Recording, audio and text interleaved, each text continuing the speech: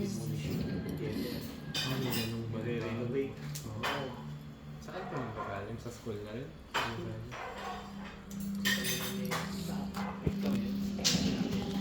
Student council. Oo. Playhouse.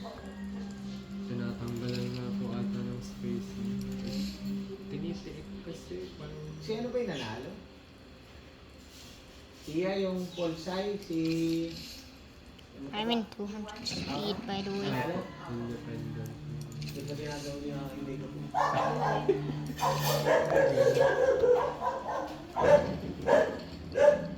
Mega combo sa kanya.